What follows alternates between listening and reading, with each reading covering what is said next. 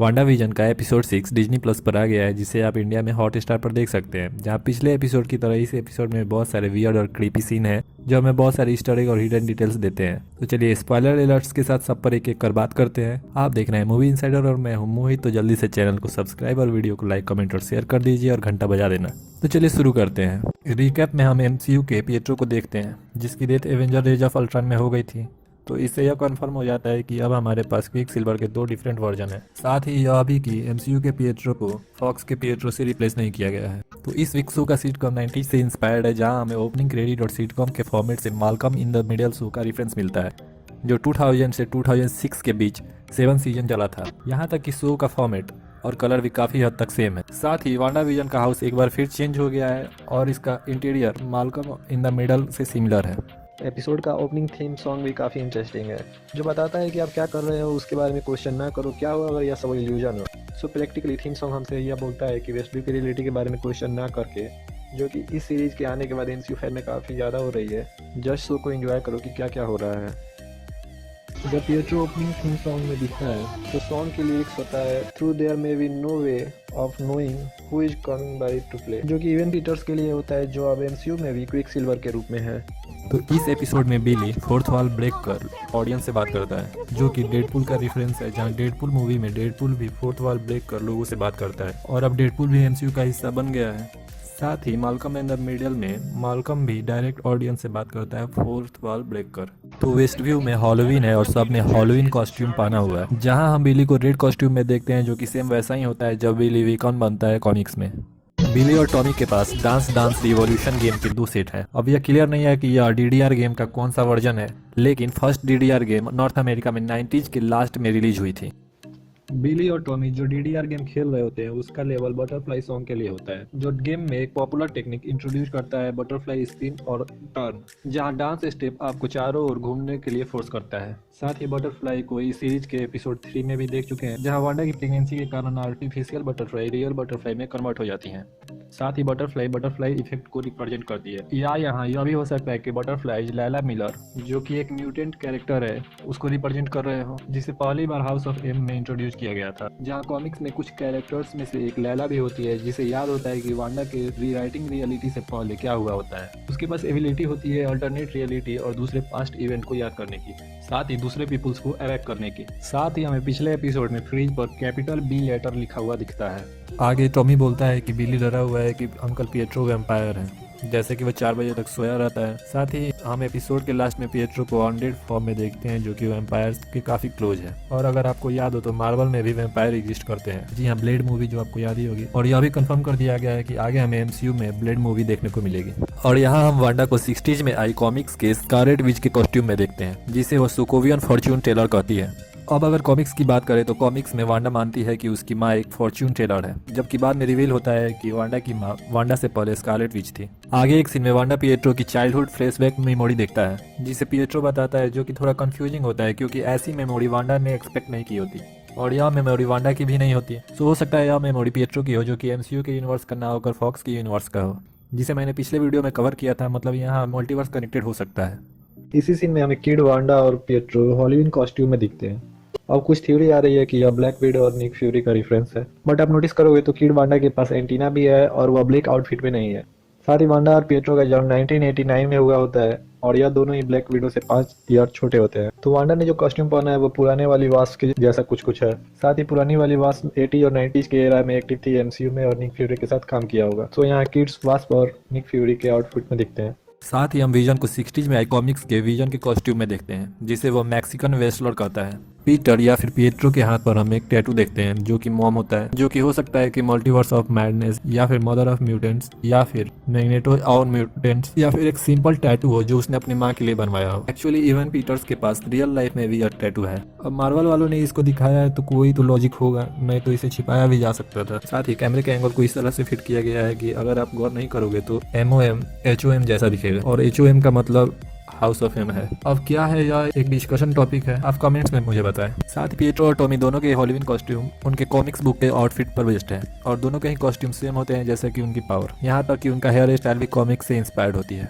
आगे क्विकसिल्वर एके पिएट्रो मजाक में ट्विंस को डेमियन स्पॉन बोलता है, जो सुनने में तो मजाक जैसा लगता है बट एक्चुअली में इसका कनेक्शन कॉमिक्स के साथ है। कॉमिक्स में स्कारलेट विच बिली और टॉमी को मेफिस्टो के सोल से क्रिएट की होती है। मेफिस्टो जो कि मार्वल में डेविल को रिप्रेजेंट करता है और जो हेल पर राज करता है। इसके साथ ही यहाँ हम एक मिथिकल लैंड सिंग्रेला का भी पता चलता है, जो कि कॉमिक्स में एक्चुअली में एक रियल प्लेस है। इसे विजन के द्वारा फाउंड किया गया था। मार्वल मिस्ट्री कॉमिक्स इशू 45 में विजन सिंग्रेला का इमोर्टल गार्जियंस था, जिसने इटर्नल्स लाइफ के सीक्रेट को खोजा था। वांडा पिएट्रो का टेस्ट लेती है, जिसमें वो बताती है कि उनके ऑर्फेज में एक किड था और बोलती है कि हैड द स्किन थी। तो यह एक दूसरे म्यूटेंट किड टोड का रेफरेंस हो सकता है, जो कि ब्रदरहुड ऑफ इविल म्यूटेंट्स का मेंबर होता है और उनके भाई जैसा होता है।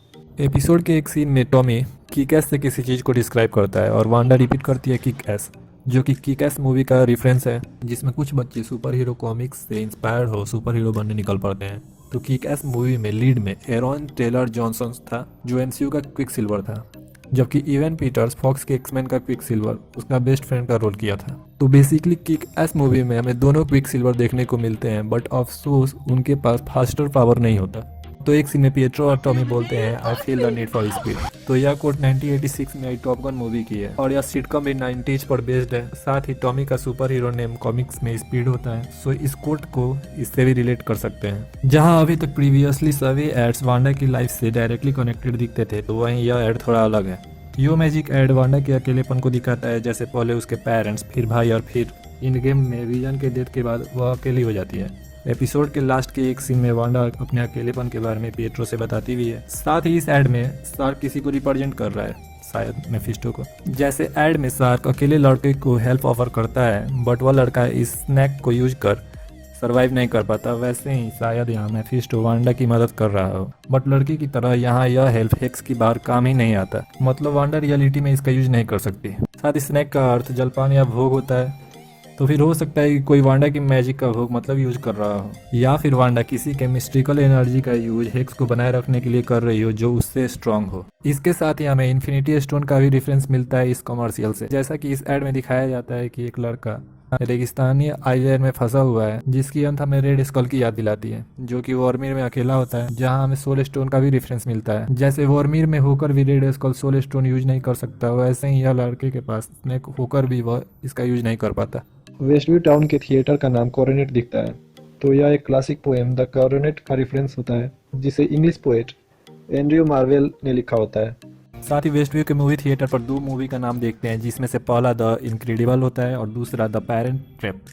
दोनों ही पिक्सर की मूवी है और पिक्सर मार्वल का पार्टनर भी है, तो टेक्निकली पिक्सर भी एमसीयू के अंदर एग्जिस्ट करता है। साथ ही यहाँ नोटिस करने वाली बात यह है कि दोनों ही मूवी सेम ईयर पर नहीं रिलीज हुई थी। जहाँ द पेरेंट ट्रैप 1998 में आई थी, तो वहीं द इनक्रेडिबल 2004 में।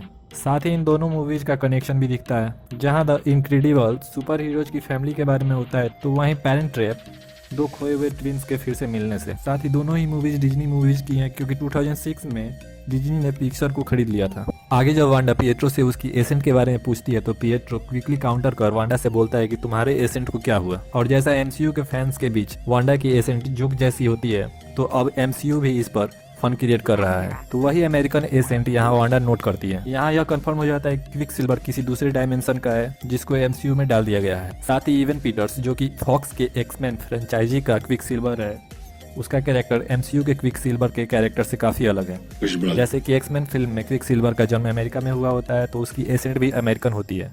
आगे की सीन में पिएट्रो बोलता है shot like a champ in the street for no reason. So इसका रेफरेंस एमसीयू की पिएट्रो की डेथ से होता है, जो कि एमसीयू के द्वारा अब तक की गई सबसे वियर्डेस्ट चॉइस है। अब किसी बंदे को जो कि साउंड से भी तेज भागता है, उसे regular non super powered bullet से कैसे मारा जा सकता है। और पिएट्रो की पावर का सबसे अच्छा एग्जांपल हम एक्समैन की मूवीज में देख सकते हैं। साथ ही पिएट्रो वेस्टव्यू में मौजूद लोगों से ज्यादा सेल्फ अवेयर लगता है। यह हो सकता है क्योंकि वह कोई हिप्नोटाइज्ड रियल पर्सन ना होकर वांडा की अपनी माइंड का फिजिकल प्रोजेक्शन हो। साथ ही पिएट्रो वांडा के द्वारा बनाए गए वेस्टव्यू टाउन से भी काफी इंप्रेस्ड लगता है, और वह वांडा को यह बताने से भी नहीं हिचकता कि यह सब फेक है। वह वांडा को यह भी रिमाइंड कराता है कि विजन मर चुका है। और इस एपिसोड में ट्विंस अपनी पावर भी डेवलप डेवलप कर लेते हैं जैसा कि पावर कॉमिक्स में उनके पास होता है, जहां टॉमी को उसकी सुपर स्पीड पावर मिल जाती है। तो एपिसोड के लास्ट में विली को उसकी सुपर पावर टेलीपैथी की जब वह विजन को महसूस करता है, और रियलिटी रैपिंग की जैसे वांडा के पास होती है। साथ ही वांडा बिली और टॉमी को एलिस एवेन्यू जाने से रोकती है, और यह उधर ही होता है जहां विजन हेक्स से बाहर निकलने के लिए जाता है। साथ ही हम विजन को क्रॉस रोड पर देखते हैं, और कहानियों में क्रॉस रोड अक्सर डेविल को बुलाने के लिए यूज किया जाता है। यहाँ हमें एग्निस भी दिखती है। साथ ही वेरन एलिस नाम बहुत से कॉमिक्स में यूज हुआ है, और एमसीयू के बहुत से इवेंट्स में यूनाइटेड स्टेट के प्रेसिडेंट का नाम मैथ्यू एलिस है, जिसे हमने iron man 3, captain America, winter soldier और एजेंट ऑफ शील्ड में देखा है। तो हो सकता है कि उनके नाम पर इस स्टेट का नाम एलिस रखा गया हो। एपिसोड 5 में जब वांडा हेक्स से बाहर आकर ड्रोन फेंकती है तो वहाँ ड्रोन को क्लियर नहीं देख पाते, बट इस एपिसोड में हमें ड्रोन की क्लियर सीन दिखता है जिस पर स्टार्क इंडस्ट्री का लोगो होता है। इसका मतलब यह है कि हैवर्ड ने भी उसी टेक्नोलॉजी और इंडस्ट्री का यूज वांडा को मारने के लिए किया जिसका यूज उसके पेरेंट्स पर किया गया था। आगे डर्सी नोटिस करती है कि सॉर्ड और हावर्ड वेस्टव्यू में विजन को ट्रेस कर रहे हैं, न कि वांडा को, क्योंकि विजन की बड़ी वाइब्रेनियम की बनी होती है तो वह उसकी मदद से उसको ट्रेस कर रहे होते हैं, और उन्होंने इसे सभी से छुपा कर रखा है। सॉर्ड जो कि एक गवर्नमेंट बॉडी है और स्पेशली सेंटिनल वेपन्स को ऑब्जर्व करने के लिए बनाया गया है।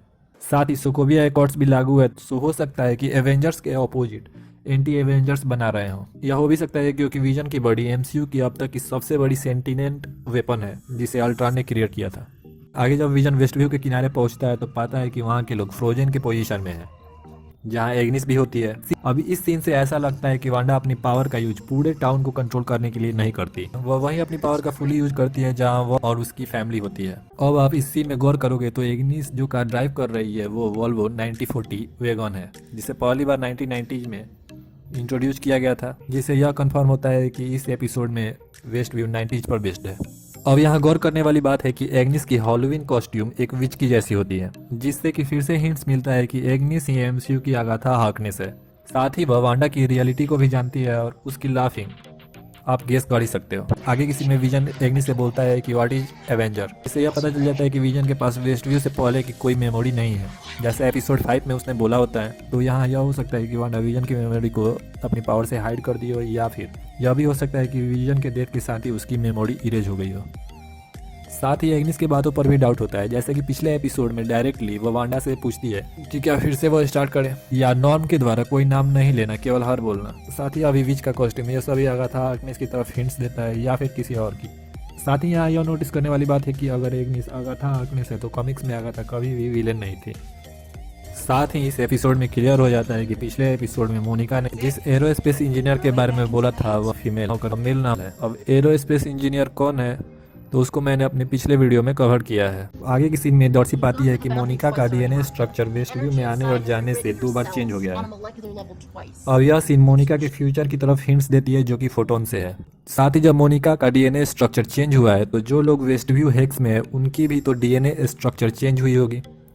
अब यह देखना इंटरेस्टिंग होगा कि हेक्स के अंदर के लोगों में क्या डिफरेंस आती है।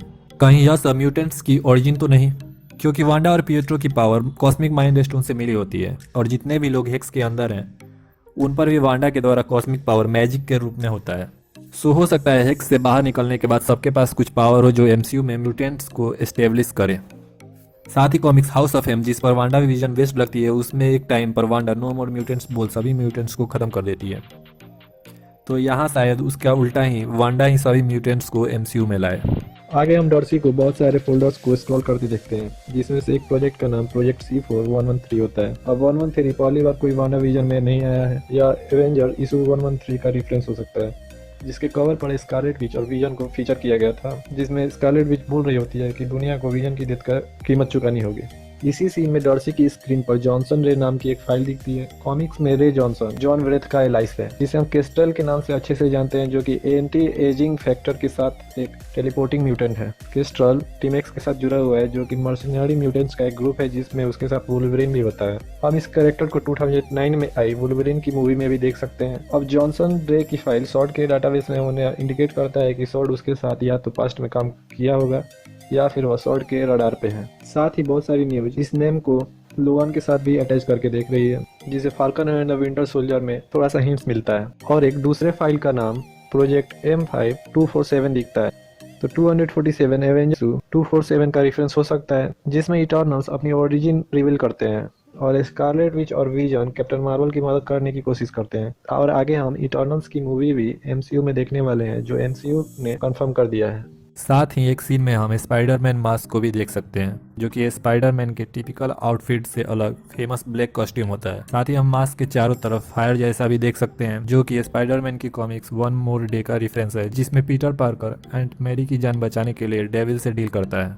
पिएट्रो के कुछ डायलॉग्स स्ट्रॉन्ग मेफिस्टो एनर्जी की तरफ हिंट्स करता है, जैसे अनलेस हेल डेमन स्पॉन या the kids need a father figure, या फिर if West View New Jersey is not charming as hell. यह सभी ही मेफिस्टो या किसी अदर सिनिस्टर फोर्स की तरफ इशारा करती हैं। डर्सी जब हेवर्ड की फाइल हैक कर रही होती है तो वह मिकी माउस वॉच पानी होती है। अब भाई यहाँ डिज्नी और मिकी माउस के कनेक्शन को बताने की मुझे तो कोई जरूरत नहीं लगती। जब मोनिका और जिमी वो मिस्टीरियस इंजीनियर फ्रेंड से मिलने जाते हैं तो डर्सी वहीं रुककर हेवर्ड की फाइल को हैक करने की कोशिश करती है, तो उसे एक कैटरेक्ट नाम का फाइल मिलता है और वह चौंक जाती है। और मार्वल कॉमिक्स या एमसीयू में कैटरेक्ट जैसा कुछ है नहीं। कैटरेक्ट फाइल को ओपन करने पर वह हेवर्ड का नाम मिलता है और आइज वनली लिखा दिखता है। अब अगर हम मेडिकल टर्म में देखें तो कैटरेक्ट का अर्थ होता है मोतियाबिंद, जिसमें आंखों की रोशनी कम हो जाती है और धुंधला दिखाई देने लगता है। बट इसका मतलब यह नहीं कि यहाँ एमसीयू में मोतियाबिंद का जिक्र चल रहा है। यहाँ इसका मतलब यह हो सकता है कि सॉर्ड एक वेपन डेवलप कर चुका है, जो कि स्पेशली विजन को या तो कंट्रोल कर पाए या हार्म पहुंचा पाए, जो कि तब हुआ होगा जब विजन की डिसेंबल बॉडी लैब में थी।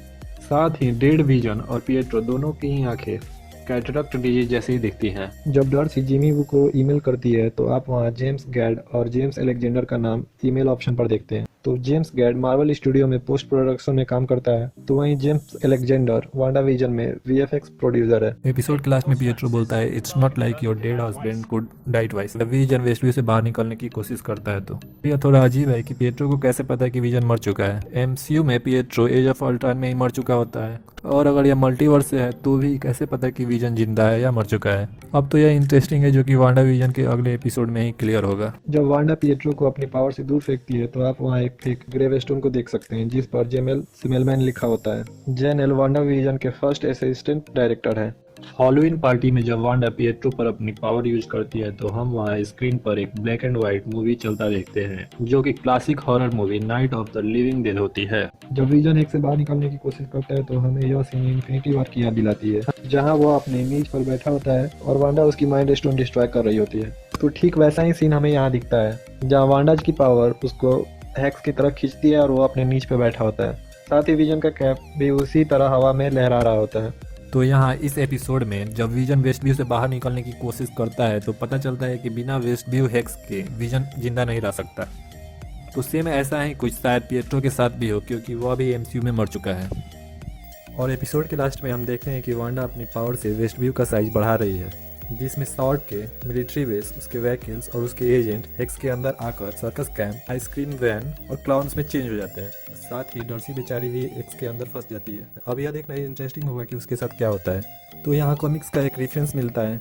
हम एपिसोड में देखते हैं कि सॉर्ड का बेस कैंप सर्कस में चेंज हो जाता है, तो वही कॉमिक्स में एक बार स्कारलेट विच, क्विकसिल्वर और हॉकआई सर्कस ज्वाइन करते हैं। साथ ही अगर पिछले एपिसोड 4 में डर्सी की एंट्री इस सीरीज में आपको याद हो तो वहाँ वैन में डर्सी बोलती है द फुल क्लाउन कार, और वहीं हम सॉर्ड के कैंप में 22 लिखा हुआ भी देखते हैं। तो एवेंजर वॉल्यूम 1 इशू 22 वही कॉमिक्स होती है जिसमें वांडा और पिएट्रो सर्कस ज्वाइन करते हैं। तो ये रही हिडन डिटेल्स वांडा विजन के एपिसोड से। अगर मेरे से कुछ मिस हुआ हो तो आप कमेंट्स में बताएं। साथ ही आप अपना स्कोर भी बताएं कि आपको कितना पता था। साथ ही अगर आपको मेरी मेहनत थोड़ी सी भी पसंद आई हो तो वीडियो को लाइक, कमेंट, शेयर और चैनल को सब्सक्राइब जरूर करें। मिलते हैं किसी नए वीडियो में किसी नए टॉपिक के साथ। तब तक के लिए बाय।